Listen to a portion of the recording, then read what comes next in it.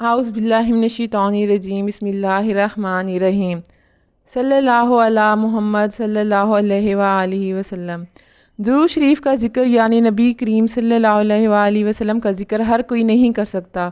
इस बात को आज ज़रा समझिएगा कि ये ज़िक्र हर कोई नहीं करता। ये ज़िक्र अता है मेरे रब्बुल इज़्ज़त की, ये मोमिन की शान है। ये ज़िक्र और ये दुरूद पाक ये हर कोई नहीं कर सकता।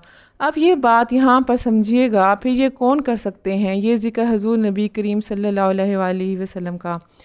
नबी पाक सल्लल्लाहु अलैहि वसल्लम का ज़िक्र कौन कर सकता है, कर कौन सकता है। आप लोग बहुत खुश नसीब हैं जिन्हें यह दुरूद पाक का ज़िक्र मिल गया और जिनको ये अता मिल गई अल्लाह रब्बुल इज़्ज़त की तरफ से, जिन्हें ये ज़िक्र नसीब हो गया और जिनको नसीब हो गया वो खुश नसीब हैं। इसका जो है बख्तवरी का अंदाज़ा भी आप नहीं लगा सकते। और हमारे बुज़ुर्गों ने लिखा है कि हर बंदा हुज़ूर अक़दस सल्लल्लाहु अलैहि वसल्लम का ज़िक्र नहीं करता। पहले बार गाहे रिसालत माब सल्लल्लाहु अलैहि वसल्लम में होता है उसका ज़िक्र, बाद में वो हुज़ूर सल्लल्लाहु अलैहि वसल्लम का ज़िक्र करता है। क्या खूबसूरत मंतक और लॉजिक है।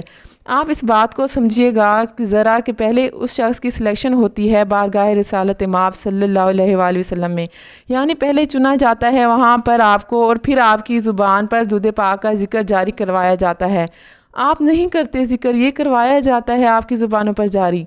जब अल्लाह और इसके महबूब की निगाह आप पर पड़ गई और आपके साथ भलाई का इरादा हो गया तो फिर आपकी ज़ुबान पर दुरूद पाक का ज़िक्र करवा दिया जाता है। तो फिर आप खुश नसीब हैं, आप अहले दुरूद हैं, आशिकाने रसूल पाक सल्लल्लाहु अलैहि वसल्लम हैं। पहले आपकी वहाँ पर जांच पड़ताल होकर आपकी सिलेक्शन हुई है। आप इस चीज़ पर तो गौर करें, आप सिलेक्ट हुए हैं लिस्टों में, जो आपका नाम आया है कि ये जो बंदा मेरा ज़िक्र करेगा, तो पहले बार गाहे रिसालत में आपका ज़िक्र होता है और फिर जो है आपकी ज़ुबान पर दुरूद पाक का ज़िक्र जो है वो जारी हो जाता है। इस तरह से बड़ा खूबसूरत जुमला हज़रत वासिफ़ अली वासिफ़ रहमतुल्लाह अलैह कहते हैं कि इस वक्त तक आपके दिल में अल्लाह के महबूब की मोहब्बत आ ही नहीं सकती जब तक कि आप सल्लल्लाहु अलैहि वसल्लम खुद इजाज़त ना दें।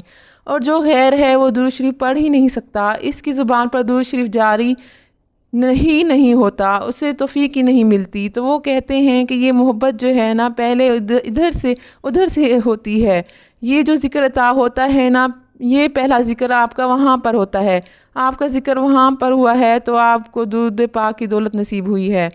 इस बात को ज़रा समझिएगा। इसलिए हमारे बुज़ुर्गों ने लिखा कि ये ज़िक्र हर कोई नहीं करता, ये पहले आपकी बारगाह रिसालत माब सल्लल्लाहु अलैहि वसल्लम में सिलेक्शन होती है तो फिर आप पढ़ते हैं। हर बंदा नहीं पढ़ सकता।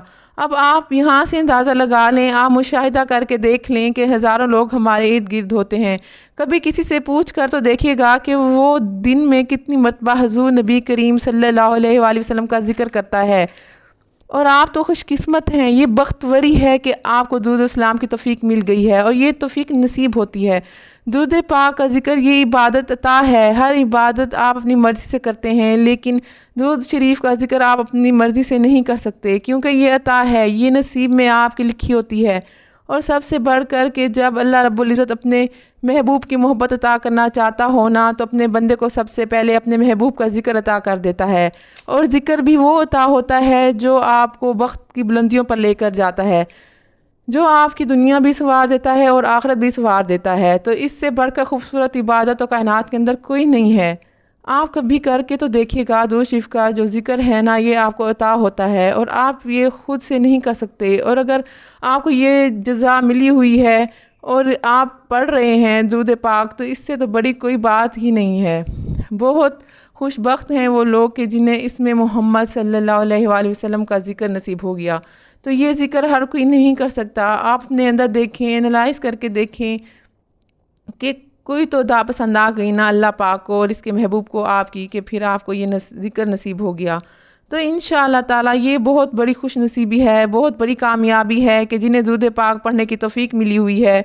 और इससे बढ़कर कायनात के अंदर कोई वजीफ़ा नहीं है कि जो लोग दुरूद पाक की कसरत करते हैं और जो लोग दुरूद शरीफ को अपनी ज़िंदगियों में शामिल किए हुए हैं। और जैसे मैंने कहा कि ये ज़िक्र हर कोई नहीं कर सकता, ये ज़िक्र इन्हीं को नसीब होता है कि जिनके साथ भलाई का इरादा हो, जिनको कामयाबियाँ نوازنا چاہتا ہو اللہ رب العزت، اور جن پر نگاہ خاص اور کرم کی نگاہ جب پڑتی ہے حضور الصلاۃ والسلام کی بارگاہ اقدس سے بھی اور اللہ تعالیٰ کی بارگاہ سے بھی، تو پھر درود شریف کا ذکر عطا ہوتا ہے۔ اور جس کو یہ ذکر عطا ہو گیا تو میں سمجھتی ہوں کہ دنیا کا کامیاب ترین انسان ہی وہی ہے کہ جسے یہ دولت نصیب ہو گئی، جس کے یہ نصیب کھل گئے، اسے یہ درود پاک کا ذکر عطا ہو گیا کہ درود شریف کا اپنی زندگیوں کے اندر اتنا شامل، کہ درود شریف کو اپنی زندگیوں کے اندر اتنا شامل کر کے ضرور جائیے گا کہ آپ کی روحیں جو ہیں وہ بروز معاشر اطمینان میں ہوں۔ اور پھر جس نے کثرت سے درود پاک پڑھنا ہے نا، تو اس کی جو منزل ہے نا پھر وہ رسول الصلاۃ والسلام کا قرب ہے، اور جسے حضور الصلاۃ والسلام کا قرب نصیب ہو گیا تو سمجھیں کہ اس کی تو تقدیر سنور گئی، اس کے بگڑے کام بن گئے، اس پر حضور نبی کریم صلی اللہ علیہ وسلم کی شفاعت واجب ہو گئی۔ اور یہ چیزیں اگر آپ چاہتے ہیں، اور ہمیں چاہنا بھی چاہیے، ہمیں دنیا سے اور لینا کیا ہے، ہمیں تو اپنی آخرت کو سنوارنا ہے، اور آخرت کو سنوارنے کے لیے یہ واحد ایک ایسا عمل ہے کہ جس پر کوئی محنت نہیں لگتی، کہ یہ آپ کی دنیا کو بھی سنوار دیتا ہے اور آپ کی آخرت کو بھی۔ تو یہی بات اپنی زندگی کے اندر اتنی ضرور کر لیجئے گا کہ وہ روحیں آپ کے سرشار ہو جائیں۔ اس لیے میں آپ لوگوں سے بڑی عاجزی کے ساتھ درخواست کرتی ہوں کہ درود پاک کی کثرت کو اپنی زندگیوں میں شامل کر لیں، تاکہ آپ بھی اللہ پاک اور نبی پاک صلی اللہ علیہ وسلم کے چنے ہوئے ان خاص لوگوں میں ہو جائیں جنہیں یہ شرف نصیب ہوتا ہے۔ اور آخر میں اور ان کے قدم چوموں گا مل کر غبار میں، اے عشق خاک کر دے مجھے کوئے یار میں۔